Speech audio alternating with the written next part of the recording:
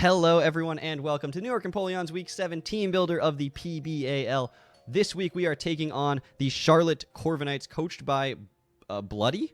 He's a mod. His name in Discord is Alpha Mod Bloody. That's all I know. But if you want to check him out, his link will be in the description below, and you guys can join the PBL Discord, I think. I don't know. I think you guys can join the PBAL Discord and hang out and have fun with us coaches, and he's a mod in the server, so he'll know better than I will. But anyway, his team is Dragapult, Manectric, Sigilif, Arcanine, Roserade, Grimmsnarl, Blissey, Sableye, Araquanid, Rhydon, and Copperajah. So if you watch my PCL battle, you know I had to go up against a Chansey. Now we got to face a Blissey. We had a Skarm in the last one. This one's got a Grimmsnarl and a Rhydon, and we've got bulk. So much bulk against us these weeks. It is what it is. That's what we're going to be rocking out against. Hopefully, all goes our way this time. So the first thing I noticed about his roster is that there's two things. There's two major things I noticed about his roster right off the bat. One, his only removal is Defog Sigilif. Outside of Toxic Spike removal by Roserade, that's his only form of getting hazards off the field. He could keep them off the field, you know, like Magic Coat or something shenanigan-y, but that's the only way of getting them off the field. So clearly his plan is to get Webs up, get Spikes up, get Stealth Rocks up, and force me to get rid of his hazards. And in so doing, most people only have a Defogger, get rid of my own hazards. So I can't hashtag against him. But his team is so weak to Spikes. Spikes are so good in this matchup, and I can get them up. I absolutely want to. So my first mon this week is going to be the Mew. It is going to be rocking out with Dragon Dance, Play Rough, Psychic Fangs, and Earthquake. Psychic Fangs was honestly not something I felt like I desperately needed. But Stab is good, and I decided, you know what, let's just have Stab and see where it gets me. But this guy's team does not appreciate Earthquakes, and the things that can take an Earthquake don't want to take other moves that Mew can go for. Sigilif's just not that bulky, so I can just go for Psychic Fangs against the Sigilif. Even though it's resisted at +1, it's still doing a lot of damage. I am rocking out with a Life Orb to get even more damage. Just do lots of damage. +1 speed. I have enough speed right now to outspeed Dragapult once I get to +1, assuming it's not like a Scarf. But that's going to be the set we're rocking out with this week. Hopefully, we are able to pull off this Mew. Again, after Spikes, everything but Sigilif gets 2 KO'd once I'm at +1, and even Sigilif probably does, though I didn't actually calc that, I'll be honest, because this was not my answer to Sigilif. This thing doesn't really do well if Sigilif is still at full health. Next up is my Vikavolt this week. We are going to be rocking out with the Agility, Volt Switch, Flash Cannon, and Bug Buzz. I thought about rocking out with the Sticky Web, but it never really came up. I never really got a good chance to set it up, and it never really mattered, because the other thing I noticed this week, I said I noticed two things, and I didn't mention the second one. His speed tiers are fairly just all over the place. Now, it occurs to me in this moment that I did not specifically EV this thing to outspeed Dragapult when I hit +2, but I happened to do so, which is good. I'm at 108 speed, and it hits 213 at max speed, and 108 times 2 is 216. I'm just doing that math in my head. That is above 213, so we're good. I actually do outspeed it at +2. I don't actually think I did that on purpose, but that's convenient. Volt Switch is super spammable, super good against his roster. The only thing that comes in on that is Rhydon. I can learn Energy Ball. Rhydon doesn't want to come in on me at all. Doesn't want to take a Bug Buzz either. It doesn't resist it in any way. And actually, the things that resist Bug Buzz don't like taking a Volt Switch. And I have the Flash Cannon on there, mostly for the Grimmsnarl, just to try to break through that thing if he does want to rock out with it. But mostly this thing can spam Volt Switch. Agility Volt Switch is a little weird. I respect that that's a little weird, but that's what I'm going to be rocking out with. I do have the Akaberry because this is probably my lead. I Volt Switch against the Arcanine. I live a Flare Blitz 100% of the time unless he's banded, and we get to know if he's banded at that point. So that's really good. So I don't have a great switch into Arcanine. That's why this thing has the Akaberry, just in case the Arcanine is getting out of hand. Next up is my Spikes setter, Klefki. It's going to be Light Clay with Reflect, as I've been running every week because, like I said, I want to run a team where I run G-Max Gengar, Como-O, and Mew with Spikes and Reflect and Screens and Klefki. So, that's what we're going to be rocking out with. So Reflect gets me around a lot of his biggest threats. The Copperajah doesn't break through it. The Araquanid doesn't like it. The Arcanine doesn't like it. The Grimmsnarl doesn't like it.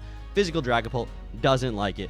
We've got a lot of things that are very physical going for that Reflect. His special attackers aren't as immediately threatening, so I wasn't as worried about getting up a Light Screen. Thunder Wave, super useful against his roster. Obviously, he does have the Sableye and the Grimmsnarl to stop me from going for Thunder Wave, but that's the only move they stop, and I have the Play Rough just to break through those. I am specifically rocking out with the Play Rough over something like the Draining Kiss or a special attack because of Blissey. That's really the only reason. If the Blissey does come in, I want to at least be able to hit it a little bit, as opposed to just getting completely stuffed by it.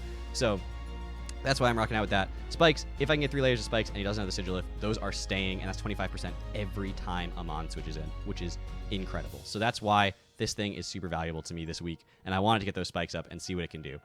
Next up is my Serena. This is why I'm not as worried about the co-hazard stacking, because if he goes for a bunch of hazards, I've got the boots, I've got the spin, I can be able to get rid of them and keep mine on the other side of the field. This thing almost didn't make the cut to come this week, but I just figured spin was so valuable because of all the different types of hazards that he can set up against me that it was just good to keep mine up. He does have 2 ghost types in Dragapult and the Sableye. I do have to watch out for that, but neither of them really appreciate switching in on Serena that can always at any moment go for a knockoff.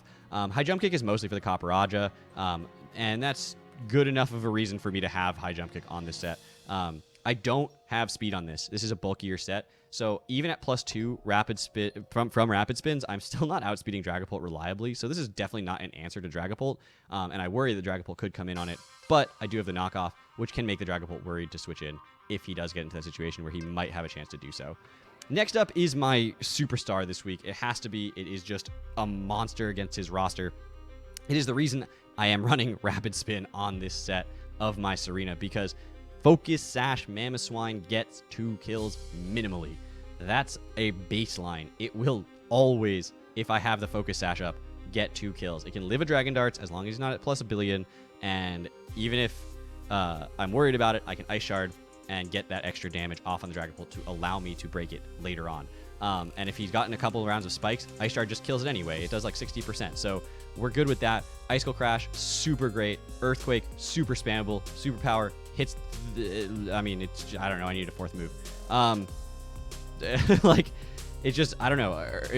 If I think he's gonna be maybe Shuka on Copperajah, I'm getting that feeling or something. Superpower gives me that answer to Blissey. Like, I needed a 4th move, and there was nothing else I really wanted on this set. So Superpower just gave me that extra little bit of coverage, a little bit of oomph, and I just figured it was good to have access to it. But Icicle Crash, Earthquake, Ice Shard is literally his entire roster folds to it. And lastly, we have the MVP of the week. Mandabuzz is coming out this week with a weak armor set with the Nasty Plot, Air/Dark Pulse, and the Roost. Almost wanted to put the Heat Wave on there just for the Copperajah, but I figured let's get that Roost. Weak armor with the Roost. Ooh, we can get some boosted speed at +2. We are outspeeding Dragapult. We are outspeeding Manectric. We are going for those Dark Pulses at +2 special attack, doing damage. 2-hit KOs Grimmsnarl with the Air Slash. 2-hit KOs Blissey if I can get to +4. We are doing work. So hopefully this thing actually gets a chance to do what it wants to do, because one thing is that Dragapult, you know, like, comes in. It's got that Dragon Dance, maybe like 1 under its belt. I actually don't know if one Dragon Dance does much because I have the weak armor and I don't know how that interacts. But if he goes for a Dragon Darts at not +1 and I can get a Nasty Plot up and outspeed him the next turn, and then I Dark Pulse and kill it, we're in good shape because I might be at +4. So looking like this might be like the MVP of the week. I'm really excited for this set. I have no idea if it's going to work. But we are in a position where with a win here, we are in really good shape to get a bye into playoffs. And that is what I'm playing for. That's what I'm hoping to grab. So hopefully we can pick that up.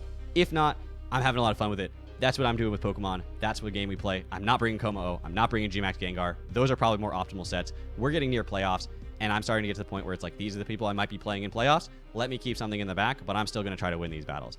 Thank you all so much for watching, and I'll see you guys all back here tomorrow with that battle. Take care, everybody.